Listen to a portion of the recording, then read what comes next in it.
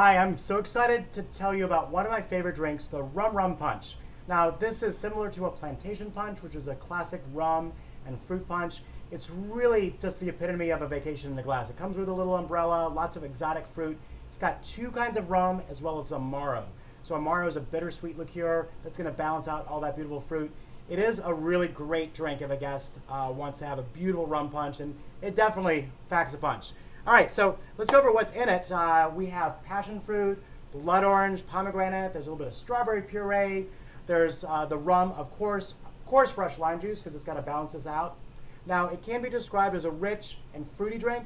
It's not necessarily sweet. It's quite balanced because it has that lime in there. It also has the Amaro, which is going to balance it out a bit. But it's definitely okay and advisable to describe it as a fruity drink, but just not sweet. Fruity, but very balanced with beautiful, fresh, cold-pressed lime as we used in all our cocktails that call for lime juice. All right, so now this is a batch cocktail. It's multiple ingredients. So by batching it, we're able to have a very consistent quality that delivers the same experience for the guests every time.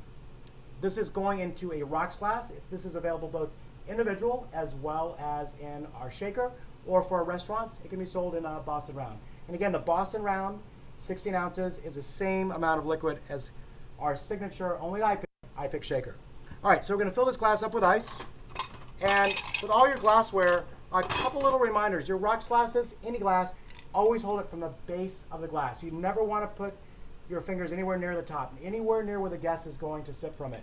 Now, even if you're clearing tables, never pick up glasses like that because you're cross-contaminating and you could have had clean hands and they've gotten dirty, etc. So always from the very bottom. It'll also help you remember when you're picking up, say, stemware, always from the stem.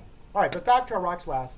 Also, rock glass, make sure it's polished. You want it to be beautiful because we're putting a gorgeous cocktail in it, and you don't want a smudgy glass at all. Now, a couple other things. If you see right here, this ice is melting a little bit because this glass fairly recently came out of our glass washers, which are very hot. So what you can do is, you see a little bit of that, just dump that ice out. Consider that ice had kind of pre-chilled your drink a little bit, and start with fresh ice because you want every sip of that cocktail to be consistent. That first sip should be as good as the last sip. And you never want to have a half full drink sent back because it means the ice wasn't cold enough, or your ice machine wasn't working well, you didn't have nice clear ice, or your glass wasn't cold enough, or something in the cocktail, for instance, the rum punch, that needs to be refrigerated, that wasn't cold enough. So again, that last sip, you want to have that guest have that value the whole way through because they're paying a lot for a premium drink, and we're really promoting these. All right, the other thing, and I don't talk about glassware a lot, but it's important as a detail because the cocktail here for execution is very quick. It's already made. So those little details in presentation really make a difference. When you are stocking glassware out of that hot glass washer, always stack them on the bar on the left-hand side of where those glasses are zoned, and always pull from the right. Now just remember, hot faucet on the left, cold faucet's always on the right, all right? So stock your hot glasses on the left, pull from the right, and that way those glasses always have time to cool off. All right, so we've got that full, and now depending on your site and your specs for your bucket system, you may have this in a deli, you might have this in a store and pour, but again, everything's already in there. You want to make sure the color is consistent throughout. If you see a little dark on the bottom, it's just the fruit puree is settling. That's normal. Just shake it up.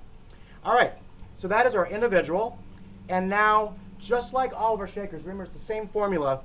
Ice-filled glass, same glass as the individual, same garnish. Now, you want the guest getting a shaker, getting a Boston round to have that same presentation experience. But you have the convenience of not having to drink it all at once, not having it get diluted, etc. So, same glass like that.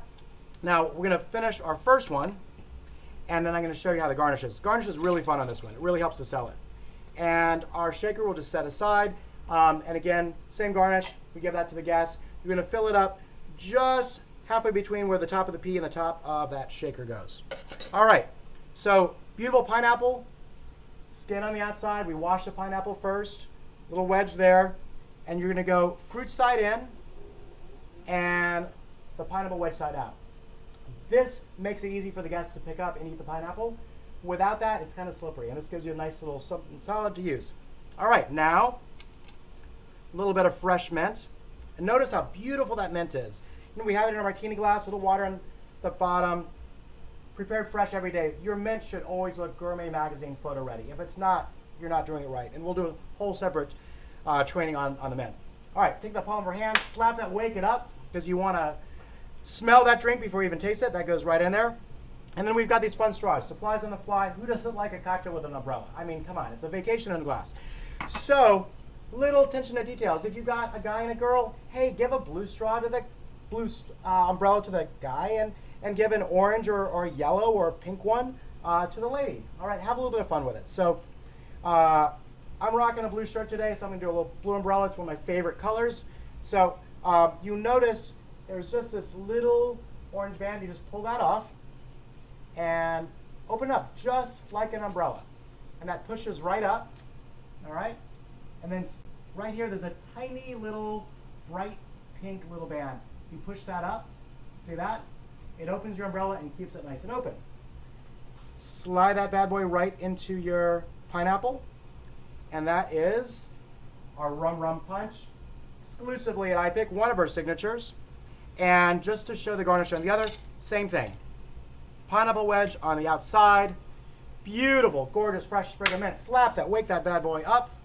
And this one's going out to a lovely, lovely lady at the movies. And so we're going to take the little band off. We're going to open this guy up. And again, just pull it up right here from the bottom.